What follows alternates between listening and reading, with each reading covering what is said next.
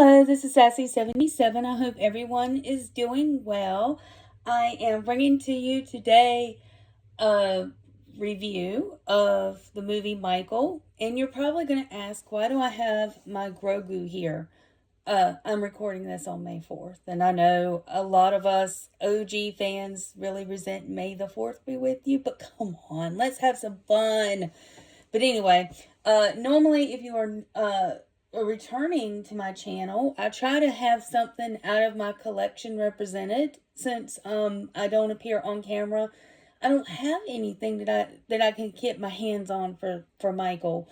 I just I don't remember if I had the CDs or not. I have older siblings that were 5, 10, and 15 years older than me. Or, yeah, no, sorry, let me take that back.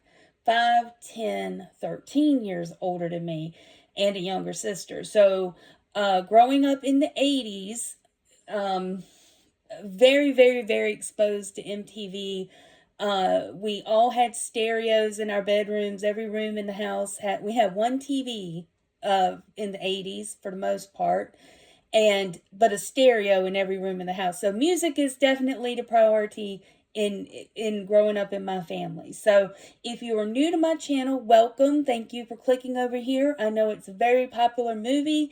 My channel's not so much. So just gonna tell you, I don't do slick editing. I don't have stills. I don't play clips. I don't do any of that.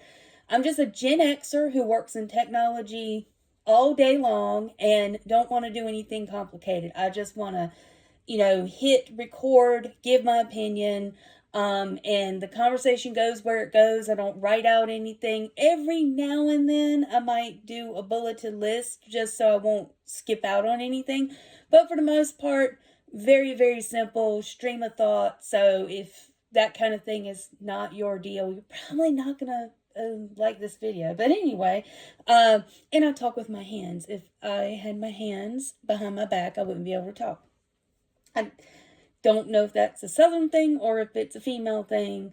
Don't know, but it is what it is. So, I did want to go ahead and review this movie because there's so many different reactions. So I gave the explanation as to why I can't quite put my hands on Michael Jackson, because either my older siblings had it or I do have it. It's just packed away. As we've gotten more into streaming and mobile music and everything, your physical collection kind of gathers dust. So I would have to pull it out and try to figure it out.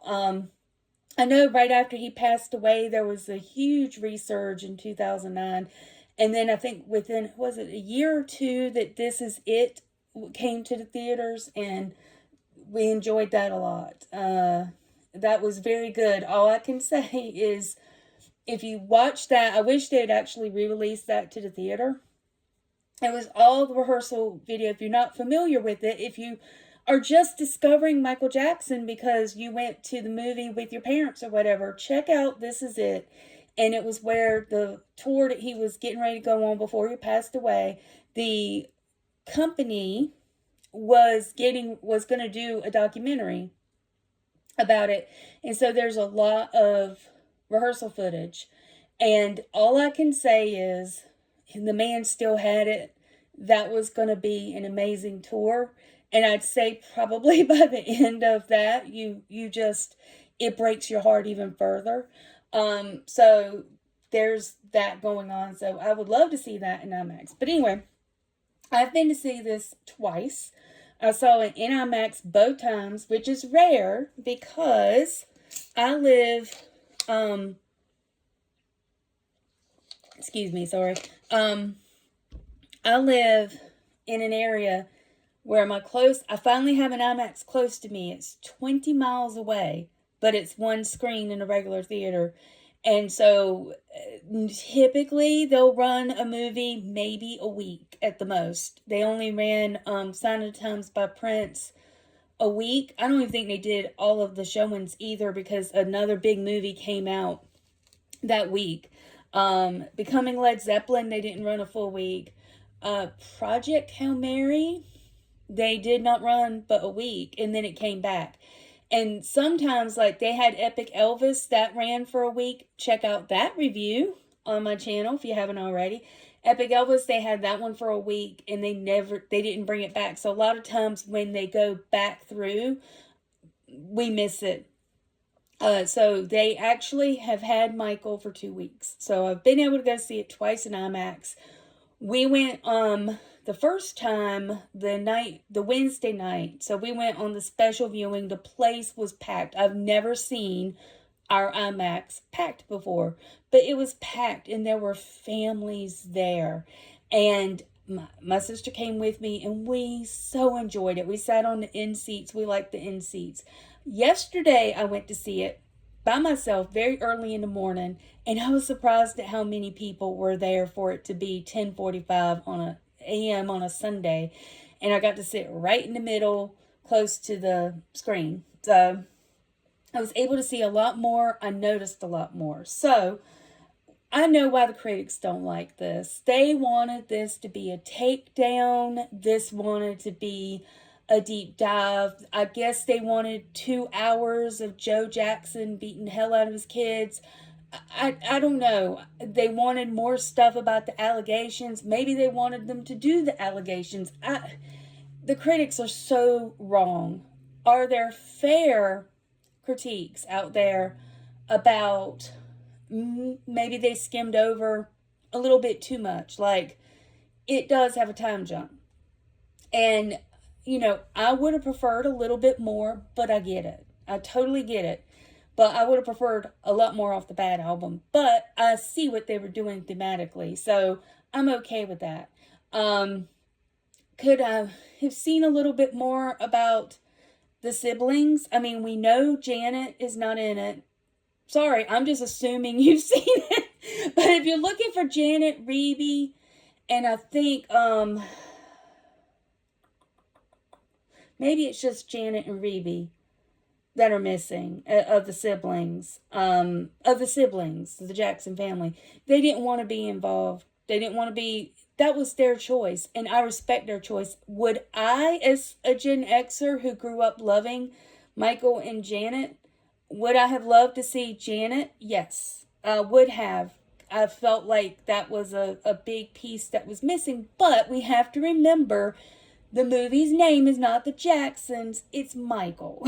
So, and to think about the span of his short time on this earth, that most of his time on this earth was in the entertainment business, and so documented of what was allowed to be documented or whatever, to think that they had to cut that into 2.5 hours. And plus, I got to stay for the credits this time because my sister wasn't with me, so I stayed for the whole credits.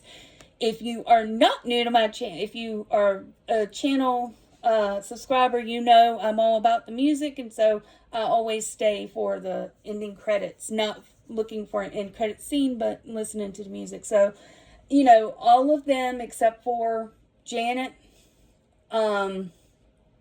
maybe Reby, the ones who wanted to be left out are not credited for being producers. So everyone's a producer, even Tito. And Tito's passed away, so of course it was dedicated in his memory. So this has been a years-long process. Before I start talking about, before I go crazy on Jaafar Jackson, I do have to talk about Nia Long, who, another Gen X thing, but shout out to my Gen X people.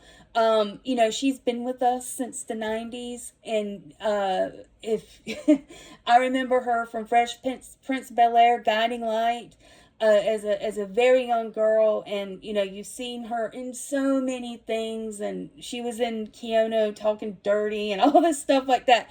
But the way that she became Catherine Jackson was amazing. She did an amazing job. She really could communicate very well with her eyes, like you knew with her. And so I thought that was done so well. She did an amazing job. Ooleman Domingo is very frightening as Joseph, and he's supposed to be. And I do think that there is a scene where he delivers, some, I mean, he really beats Michael's ass with a belt. And the reactions of when they have them happening off camera, where you just hear how hard he's hitting him, because you're seeing the reaction of his brothers, and they get it too, but they feel so bad because Michael's so little. And I'll say, the first time I saw it, that was a crowd full of people, and you could hear a lot of people gasping in surprise. But I mean, really, we all know this, but I don't think they expected it to be as brutal, because it was. It was brutal enough that you knew how hard he was being hit and his reaction to it. But also, I will say, the second time, and being in the front and knowing it was going to happen, I kind of cried with Michael because the little actor who plays young Michael is amazing. And, I couldn't help but think of the children. He had his mom, and she didn't fight. She, in the movie, she regrets that she didn't step up more. But how could she step up more? Because there's something I noticed in the second. I think he probably hit her too. Very much man of the house, and the man is in charge. And this is, so this is probably a lot of the religious aspects too. But, I mean, we got to remember, this was the 60s. It was a different time. If you listen to interviews with Tito and some of the other siblings, you'll hear them say it was the time. It was the time. And I've seen a couple of interviews with Joseph had no regrets. In his mind, that's what was required to bring all of the success. That's what was required.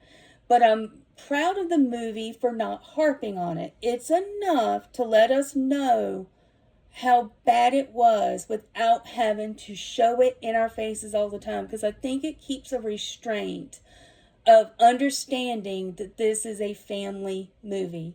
They want people to be there with their families, because the family's heavily involved. So any of those critics who thought that this was going to be a complete, absolute, oh, Joe is evil, they do show evil. Like Mark with a C, shout out to Mark with a C. He's evil. I mean, there's no doubt about it. I'm not sure it was necessary, but that's he was, and he had no regrets about it. And I think the family did a good job of allowing that to be out there, because that relationship between him and Michael is, of course, the focus of the story, which is Michael trying to break free of being in the Jacksons and do his own thing. And that's the conflict. Instead of it being the press, who loved him at this point before they started their hatchet job, and I might as well go on and put it out there, I don't think he did it. And I'm just going to leave it at that. I do think that another thing that the movie did, and I maybe mentioned this somewhere, that whatever that interview was with Martin Bashir, who knows what the hell that guy made it look like he did with Princess Diana. But one thing, that the one time I've watched that interview, and this was years ago, this is probably around the times, I thought, okay, so it's so clear Michael didn't have a childhood. They very clearly, the opening scene in this movie is him watching children play, and he's being called to rehearse. And all he wants to do is play, because he's a child, and he doesn't get to be a child because he was the prodigy. So, he doesn't get to be the child. But one thing that was very clear to me in that interview, and that this brought forward, is he did have the maturity in his mind of a child, the innocence of a child, the naivety. And part of that was probably the amount of protection that went in with his parents. Because one thing I did not know is, I didn't know that he lived with his parents till he was almost 30. I assumed that he had, he had his own place. Maybe he hung out somewhere when he was with the ladies. But as far as living his life, he lived at home with his parents. It was probably his house, but they lived as a family still. And he was very protected when it came to a lot of things. And I think the movie did a very good job, because, they have the whole toy he goes out, he strikes out on his own, and the first thing he does is go to the toy store, and he picks up, he does this nice little touching scene where he, is talking to a child about a video game, and then, he's signing autographs, and next thing you know, he's surrounded. He comes home, his brothers are playing basketball, they're adults at this point, and he's just, he's just wanting to play Twister, and they're like, no, one of them's like, I gotta go home, I've got, I'm married and got kids, I'm just playing ball, and this other guy's like, yeah, one of them's like, I got a date, and stuff, so, he's still in that mindset of a child. He still watches movies with his mom, so you get to see how all of that stuff influenced him, the watching the movies, the watching the dance steps, imitating, and everything else, but again, this does a very good job of that. So Coleman is scary. The kid that plays Michael was amazing. And of course, we get to Jaafar. So, Jaafar, one thing that he does is he nails Michael's voice. And I'm very well aware, his speaking voice, that Michael's speaking voice is altered. And what I mean by that is not the crazy mess I was reading on X the other day. I was like, what in the heck? You people believe everything. But I do believe that the general gist of everything is that he worked with a vocal coach, and the vocal coach told him in order to keep his voice, it's not going to be the same as when he was a child, but to keep it where he can hit the high notes was to talk in that way, and that he could talk in other ways, and he could disguise his voice very well. So, for Jaafar to do that and nail it, his speaking voice is naturally soft. If you ever notice, most of the Jacksons have a very soft speaking voice. So some of that I do believe is hereditary, and then some of it is, especially the ones who sing, speak like that. So I do think that if that really was a vocal coach technique, then it was taught to most of them. So that's what I believe. Hey, and maybe it's just an opinion, but I do think that Jaafar nails it, because I think if he could not nail that voice, or if they had to try to do it with AI, it wouldn't have worked. To think that this kid Jaafar, and I say kid, he's an adult, but I think he's probably like 30 now, but he just, for this to be his first role and to have never had that dream of being an actor, is amazing. I did watch a couple of his videos where he was doing some singing well before it was ever thought he would be in this movie. He could dance, not like Michael, but he could dance. But his voice, his natural singing voice, is pretty similar to Michael's. It's not as awesome as Michael's, but it's pretty darn close. You can tell he's a Jackson. Y'all, my old folks out there, y'all know what I mean. You can tell he's a Jackson. So there's no doubt about that. But one thing they touch on, and that is the body dysmorphia. It very clearly, if you've ever been involved with or have a loved one who has had body dysmorphia, clearly that's one of the things Michael was dealing with. And it started with a nose job. So I think in the trailers, Jaafar looks so different. And I think a couple people would say, oh, that was Uncanny Valley. I don't know if I want to watch that. Well, that's not really what was going on. What's going on is through this time frame, they're showing his transformation. They're slowly, like they show him go for the first nose job. And then they kind of, there's a little conversation with him and LaToya where she's complimenting him on the first nose job, and she's considering doing it herself. And considering that,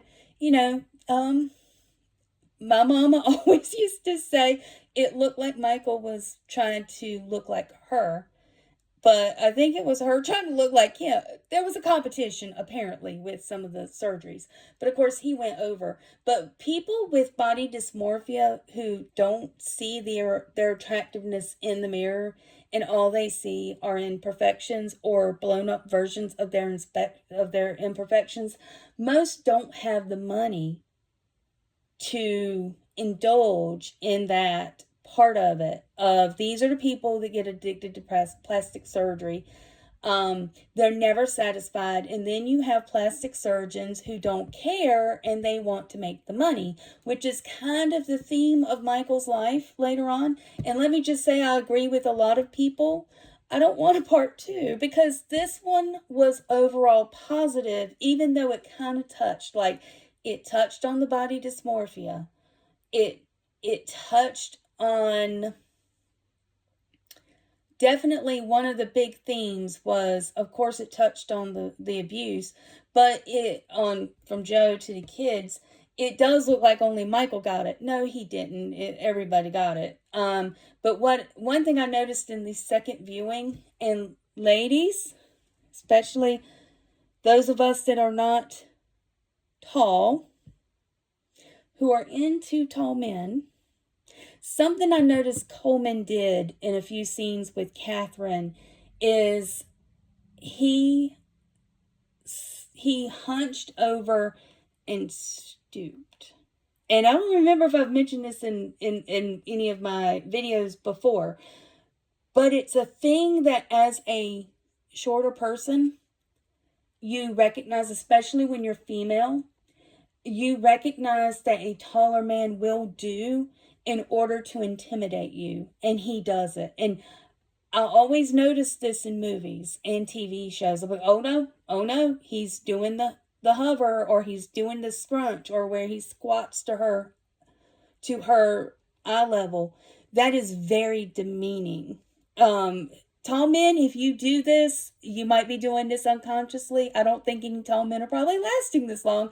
But, and sometimes, I have a taller husband. He might lean over when we're hugging or kissing by, because, or I get on my tiptoes. But if we were to ever be in an argument and he does that hunch, you better get out of the room for me, because I know I've had that happen to me in customer service.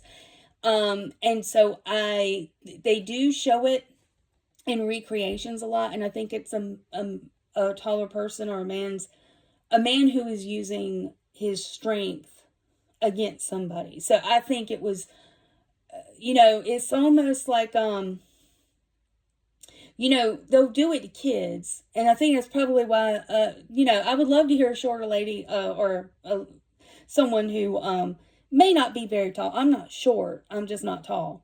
But when someone has done that to me in the past, it's like, oh, I'm automatically on alert. And they did a very good job of capturing it. Because once I noticed it more when I was sitting yesterday in the middle. I could see that more. And I'm like, that's effective technique.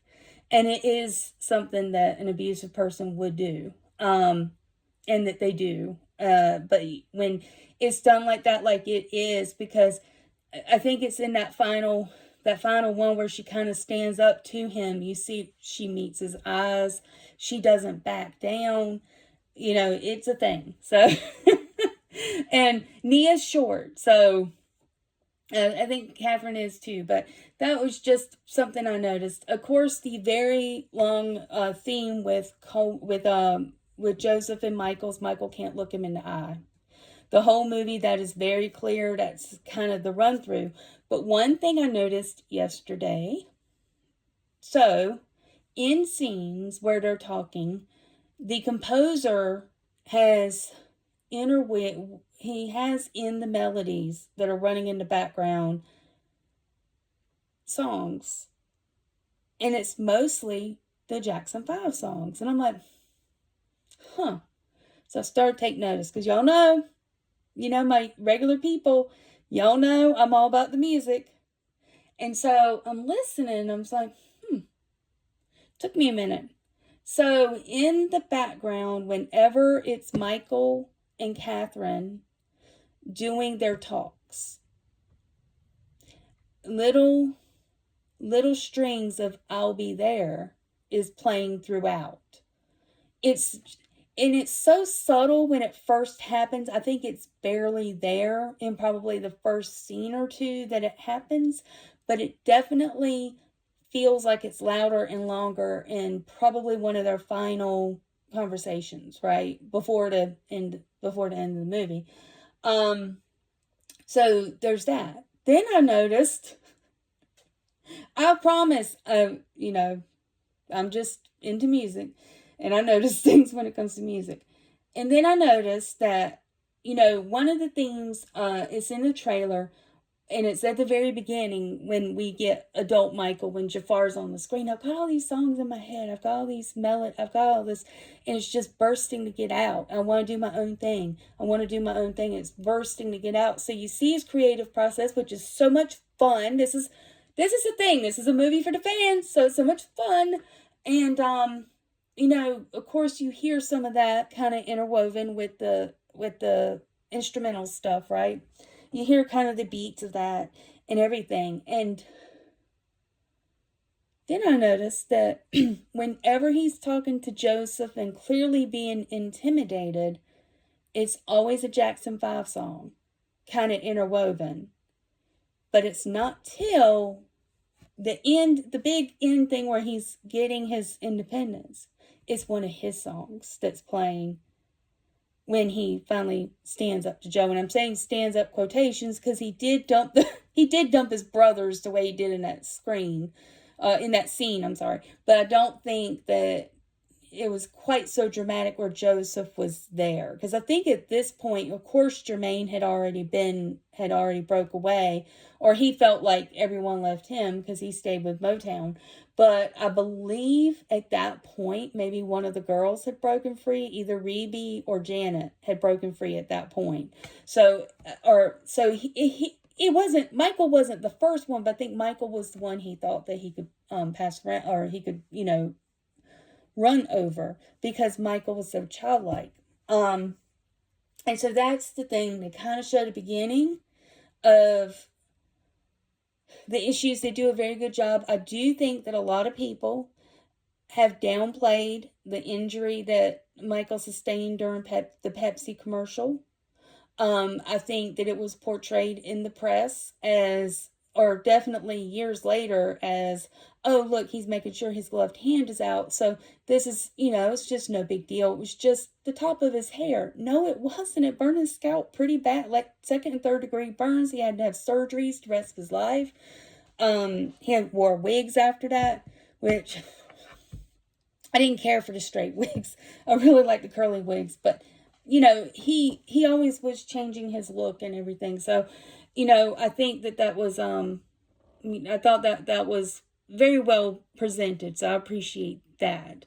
They did a good job of showing some of his humanity and how he connected with his fans, and he calls his fans his friends. I did not realize, one thing I did learn, and of course it makes sense.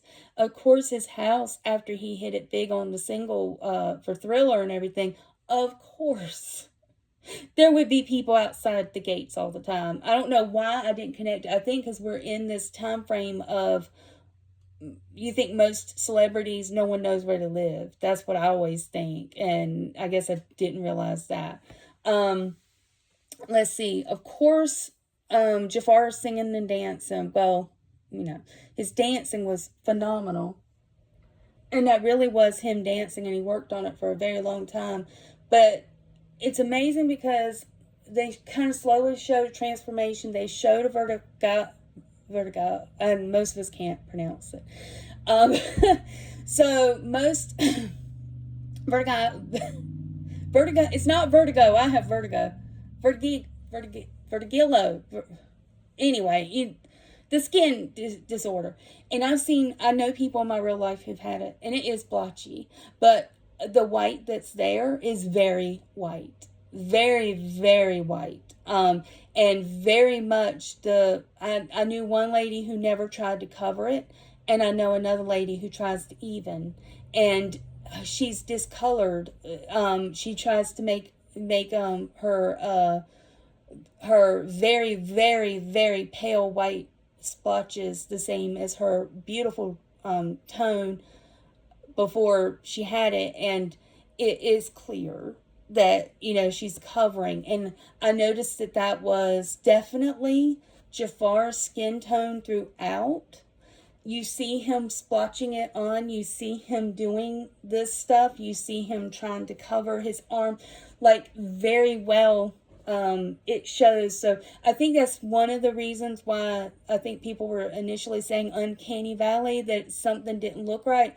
It's his skin tone is starting to kind of go. Plus, they did a good job of recreating his acne, because Michael did have acne as a teenager, and as a acne sufferer myself, I get it. I can't imagine having that level of acne on the world stage as a teenager, because I had it well into my 20s. So yeah, I can see that. Of course, the nose is ever changing, and nothing is ever said about it. So, I think that was done very well. But I do think that out of all the scenes, so we jumped from 84 to a wonderful performance of Bad.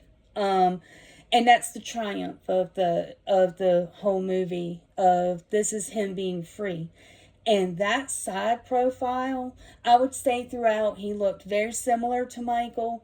The eyes kept changing, getting wider, so they did a very good job of that. But when he looked the most like Michael was for the Bad performance, especially from the side. That side profile, that made me realize yesterday, the side profile was one of the scenes where my sister whispered to me, or no, she couldn't whisper because the music's so loud. She said during that performance, she's like, they're slipping Michael original in, aren't they? I said, no, this is all Jaafar. They are very proud of the fact that it's all Jaafar. It's all him doing the singing and everything. So, that's one thing with the pressers I was watching that they're very clear about. So, but I do think it was the side profile. And then, let's see, in the burn unit when he's visiting the kids, the way that they had to bandage his hair, my sister's like, oh, it looks just like Peter Pan. The book he was looking at, they keep showing him reading Peter Pan, and they keep focusing in on pages of it. And when he's first considering the nose job, he's kind of tracing it. And I don't know if that's a real whatever, but his nose did eventually upturn from the side. So, he probably was trying to look like Peter Pan, but definitely the filmmaker, I think that was on purpose. I think he definitely did that so that we could see the hat, the nose, all of that was his big thing, his who he identified with the most, and then Neverland. And honestly, I really don't want a part 2. Because when I because I thought, oh, we'll get to see Neverland. And I'm like, I don't want to see Neverland. Because after the 2005, he couldn't live there anymore. Because Neverland, yeah. So anyway, us Michael Jackson fans, I wish if they were going to do anything in part 2, if they're going to do a part 2, because it has been very successful, and I'm so happy about it being successful. If they do one, I just want them to do 84 to 88. Like, I want to see them make Smooth Criminal the video. I want to see them do How I Make You Feel, How You Make Me Feel, because I loved that one. Dirty Diana. Like, I want to see them work with the guitarist, and I want to see a little bit of the little story about Eddie Van Halen's work on Beat It. Even though that would be back, but maybe just put in a conversation about it. Like, hey, they're talking about, like, hey, it went so well with Eddie, he did it for free. Something like that. They slid it in there very quickly. But, I would like to see that. Like, give us that. Give us We Are the World. Like, give us some of that stuff. That's our part 2. Let's end this. Let's not go into the tragic part of it. Let's just have our happiness. I'm sure that the critics would love for them to go, really deep, which I understood. It's my understanding that they did try to cover some of it, but they had to take it out because of legal issues with the first person or whatever. So anyway, we go down that rabbit hole. You go down that rabbit hole, but just keep that in mind. Only one of the things I did not like was Bubbles. I think they did a very good job of portraying what people thought, but the CGI for Bubbles was uncanny. That was the uncanny valley. Like Jaafar changing and transforming with the surgeries and skin tones and all of that stuff. That was fine. That made sense. Bubbles was clearly a CGI. And I think they said that they had a toddler doing the action work and stuff like that. All I pray is that my husband does not watch this movie, because I finally got him off the kick of him wanting a monkey. And I don't want a monkey because I know that they're work. And I don't want a monkey. I don't want a monkey in the house. Don't want it. Cats are enough. And he told me one time, let's get one. So spider monkeys, that's what he's talking about. Not the chimpanzees like what Bubbles is. The spider monkeys. Get us a spider monkey. It will help you take care of the cats. I'm like, the cats don't require anything but food, water, and a litter box scoop. And some playing and some treats. That's it. I don't need help with that. Like, no monkeys. No. Because I really wish they showed what monkeys do that makes them so disgusting. So no. Anyway, Bubbles was fine. They did I really love the giraffe. When Catherine stands up to Michael, or when Catherine stands up to Joe when he gets fired or whatever, he's sitting there looking like, what's going on here? And the giraffe, you can see the shadow of the giraffe outside the house, kind of like, yeah, dude, you lost control a long time ago. You have giraffes and llamas and a monkey or chimpanzee and a snake and a rat. You got all these, but how you going to tell the kid no, or the young adult no? He's the reason, basically, you have all this. But in general, I did enjoy it. I just didn't like that part. But one thing that I do hope, all right, actually, it's already come true, because I think I mentioned it. I think I let someone know it was very good. And that what I'd hoped would be that a whole new generation would rediscover his music. And that's what it looks like is happening now. So I'm so glad to see that. That makes me so happy, because too many times we wait until the person passes away, and then there's an upsurge in their music. And then, then when the biopic happens or whatever, that will happen too. But I really hope that most people will go see it in IMAX or anything like an elite experience or whatever that has an enhanced sound, because in IMAX, certainly yesterday, and the concert scenes, you are so surrounded by the sound. And if you've ever been to a concert, it's the closest to the concert experience. So I hope they give us This Is It. Or if there's anything, I'm sure he had a concert video from the past. Like, put that out in IMAX so we can see him. So I would love to see that. I really am glad that it's doing well, because it was done for the fans. So I want to shout out LordDuckVader, because he always laughs. He thinks me dropping the F-bomb is the funniest thing in the whole wide world. But I'm getting ready to just do it a couple of times. I've done so well because this is a happy movie. If you're dealing with any issues and you're feeling sad and lost or anything like that, like, go see this movie, because there's no way you can walk out of this movie and not feel lighter and not feel a sense of happiness and a purpose of, let me go dive into this catalog and see what all of this is about. Because they hit the highlights, but we know, all of us fans know way more, know that there's so much more. So it was a fucking good movie. There you go, LordDuckVader. It was a fucking great movie. I thoroughly enjoyed it, and fuck the critics. How about that? So if you like this, please like and subscribe. Please let me know your thoughts. Have a great day. Thank you so much. Just when you thought you were safe from me, I am back the next day because there were 2 or 3 points I forgot to make. So I did tell y'all I don't do slick editing. I didn't go in and edit what I recorded yesterday. I decided just to add because I do know how to at least do that much editing. So, a point that I meant to make about Michael, when I was talking about at least he had his mom when it came to Joseph's abuse. I was just going to relate that and say, I know a few people that kind of both parents did participate. Not at the same time, probably, but separately. So what you would get away with dad, you would get in trouble with for mom and vice versa. And it's been a while since JJ has appeared on camera. I don't do the collection videos anymore, so y'all have been kind of slowed down on that. I had left and come back, so here's JJ. She is still around. Kittely's still doing well. She just is retired, as I call it.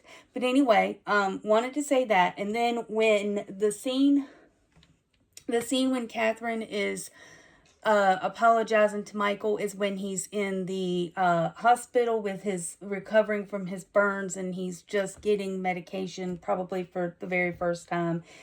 And she's apologizing because, of course, this was very close to him being able to be independent, but he was strong-armed by Joseph into the Pepsi commercial and the tour and with the Victory Tour and all of that. And there's this part where Michael rolls over and says, nobody is strong enough to beat Joe or something like that, or to defeat Joe.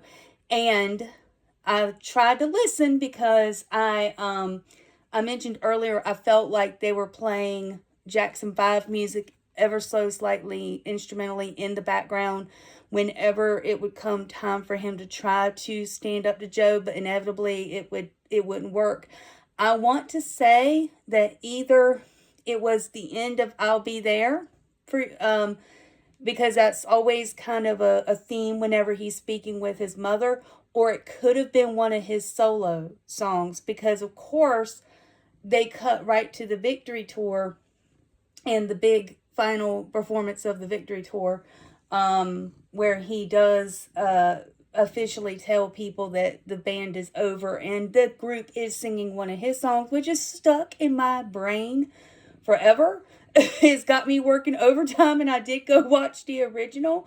So I didn't mention this earlier, I don't think, but I did go in deep dive in the week in between, or the week and a couple of days in between my viewings, and they did nail the brothers. And if I mentioned this yesterday, I apologize, but they did nail the brothers pretty well, I felt like, for kind of my limited knowledge, because they do resemble each other so much, and Michael was such a standout, and everything. So one thing also, I did want to point out one of the things I thought I should have mentioned, but I really love how they started the movie with his music, and it's already starting upbeat. So his music starts, it kicks in, they give us just him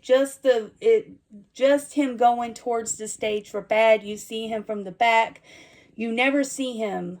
And then they start cutting to the 60s, and then they kind of jump through time very quickly. Of course, I do think they had to cut some things out that was in there, but one thing that was really neat is that you don't see how much he looks like Michael at the end, because I always felt like the biggest resemblance to Michael between Jaafar and Michael is for the performance of Bad, is the 1988 look that some of us associate more with Michael than his Thriller look, and all of those, like, to me, that's my Michael look. And then, of course, as he got paler over time, as he was treating his condition, and again, the whole body dysmorphia thing is definitely, a big factor into that, and they don't really address it, and I'm hoping that more people will start addressing it.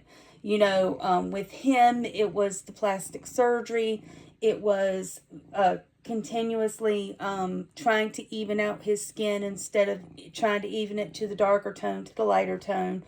And then, versus like Karen Carpenter, who starved herself to death. So that was a form of body dysmorphia too, that us 80s kids really need to learn more about as we look at some of these celebrities now that they can have access to this stuff. They're getting skinnier and skinnier. But anyway, that's a whole nother topic. And I'm just trying to do a review. And JJ says hello, and she says thank you. If you made it this long, we really appreciate it, because this is the second day of me adding, oh, but I forgot. So if you've lasted this long, I really appreciate it. Please like and subscribe. If you've lasted this long, you're probably already subscribed because you're one of my buddies. So I appreciate it. And everyone have a great evening. Bye.